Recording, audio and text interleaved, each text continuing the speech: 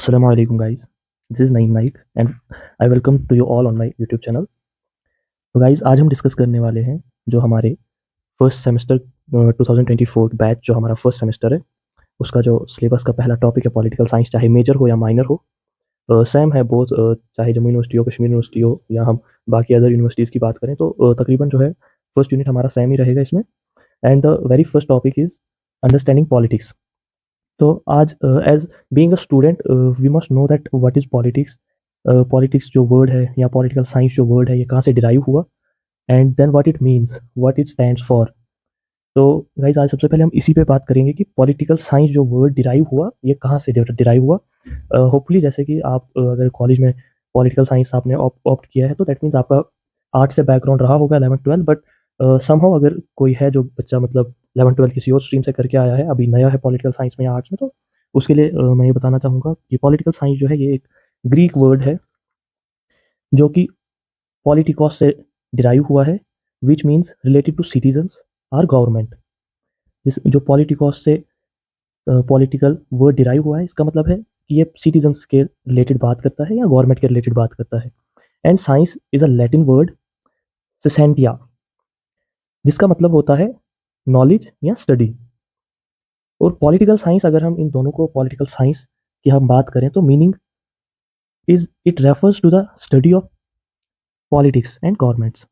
तो गाइज यहाँ पे हम जब हम पॉलिटिक्स की बात करते हैं तो हमारे दिमाग में काफ़ी डिफरेंट डिफरेंट ओपिनियंस आ जाते हैं। लाइक कुछ ऐसे लोग हैं जो जिनका पॉलिटिकल बैकग्राउंड है, यानी political background in the sense जो पॉलिटिक्स में किसी तरह मतलब इन्वॉल्व हैं, तो उनके हिसाब से ये पब्लिक सर्विस में आ जाता है। उनका ओपिनियन है कि जी हम पॉलिटिक्स में तो हम पब्लिक सर्विस करते हैं, है ना। जैसे कोई भी कैंडिडेट जब इलेक्शन में आता है तो वो हमारे घरों पे वोट मांगने आता है, ये बोलता है कि आप मुझे वोट दें, मैं आपका एमपी या एमएलए बनूंगा या सीएम या पीएम बनूंगा, तो मैं आपको सर्विस दूंगा, मैं आपका वेलफेयर करूंगा।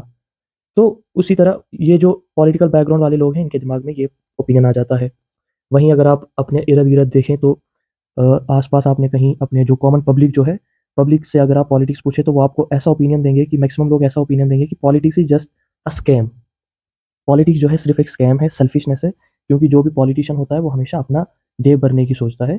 भले ही उसके क्या दावे हों या क्या दावा करता है, वो वादा क्या करता है, बट वो सिर्फ अपना जेब भरता है जब वो पावर में आता है।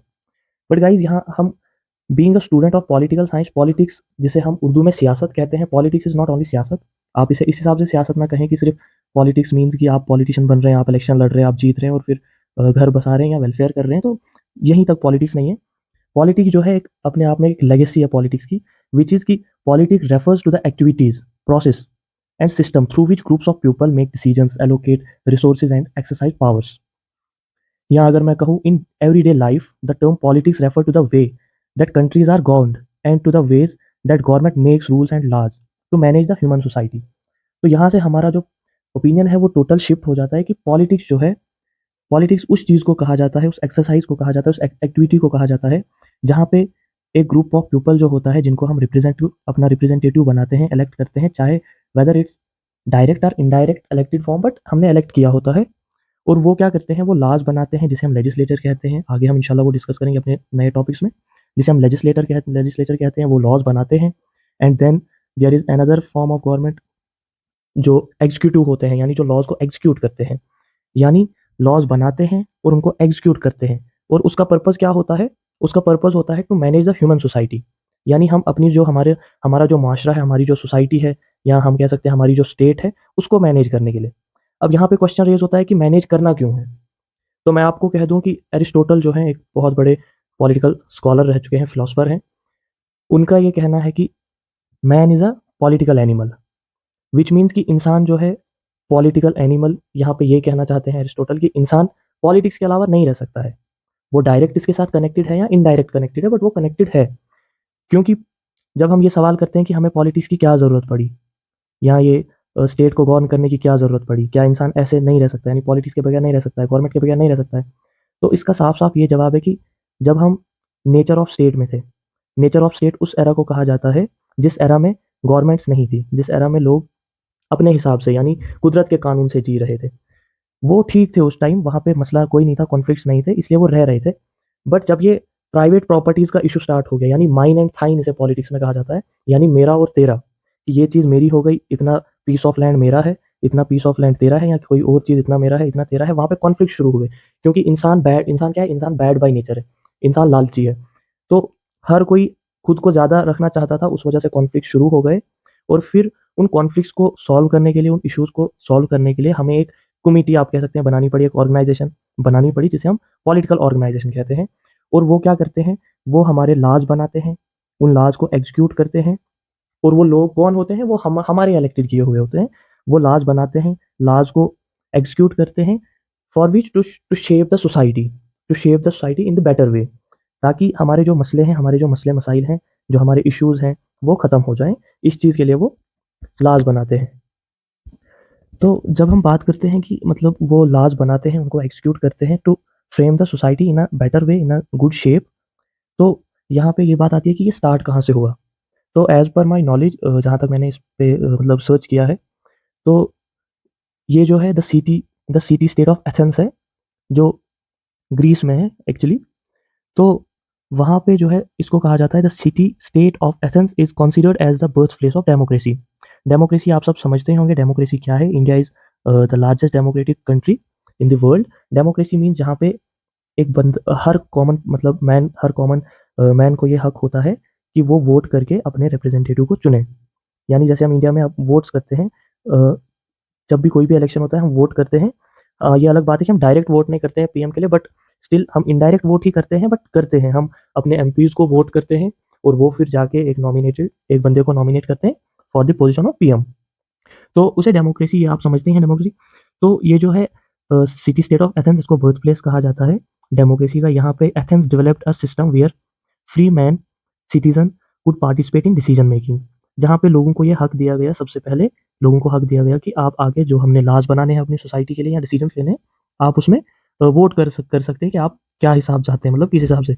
और ये अब अगर हम कहें कि इसकी ज़रूरत क्या थी, तो जैसा कि मैंने पहले कहा, it is to organise society in a better way, create laws, resolve issues, resolve conflicts and distribute resources and powers। तो ये क्या है कि इन मसलों को जब हम ख़त्म करेंगे, अगर हमारी सोसाइटी में सिर्फ इश्यूज होंगे, कॉन्फ्लिक्ट्स होंगे, तो हम ग्रो नहीं कर पाएंगे, हम डेवलप नहीं हो सकते हैं। तो अपनी स्टेट को, and being a student of political science you must know that when we are talking about state in political science, state means country. तो अपनी स्टेट को डेवलप करने के लिए हमारे पास एक पॉलिटिकल ऑर्गेनाइजेशन का होना बहुत। पॉलिटिकल साइंस जो मैंने आपको कहा, उम्मीद है कि आपको समझ आ चुका होगा कि पॉलिटिकल साइंस, पॉलिटिक्स जो है ये क्या चीज़ है। लेकिन फिर भी मैं आपको एक कंक्लूजन सा इसका बता दूं मोटे मोटे अल्फाज में कि हमारी स्टेट में जो भी ऑर्गेनाइजेशन, गवर्नमेंट होती है, ऑर्गेनाइजेशंस होती हैं, या जो हमारी इंस्टीट्यूट्स आते हैं, हमारा पब्लिक सर्विस आता है, जो कुछ भी आता है वो सारा का सारा हमारा पॉलिटिक्स में आता है। And this is not like कि जो पॉलिटिशियंस हैं वही सिर्फ पॉलिटिक्स का हिस्सा है, नहीं, बल्कि हाँ, जो पब्लिक होती है वो भी पॉलिटिक्स से कनेक्टेड होती है। क्योंकि कहीं ना कहीं जब हम लोग वोट करते हैं, फिर एक पॉलिटिशियन एक पोजीशन पे आता है और फिर वो हमारे लिए लॉज बनाता है। And being a student of political science you must know that political science जो सब्जेक्ट है ये सिर्फ मतलब पढ़ने के लिए, पास करने के लिए नहीं है, बल्कि इससे आप आपको आप में एक ऐसी थिंकिंग आनी चाहिए कि हमारी गवर्नमेंट जो लॉज बना रही है, क्या वो हमारे लिए ठीक है या नहीं। अब अभी अगर हमारी गवर्नमेंट कोई लॉज बनाती है, तो उसमें भी आप देख सकते हैं कि टू साइड ऑफ पीपल्स होती है। यानी कुछ लोग उस लॉ की सपोर्ट में होते हैं, कुछ लोग उस लॉ की अपोजिशन करते हैं। वो क्यों? क्योंकि एवरीवन हैज़ डिफरेंट ओपिनियन। तो जब हम उन लॉ को सपोर्ट करते हैं, वो भी पॉलिटिक्स का हिस्सा है, और जो लोग लॉ की अपोजिशन करते हैं वो भी पॉलिटिक्स का हिस्सा है।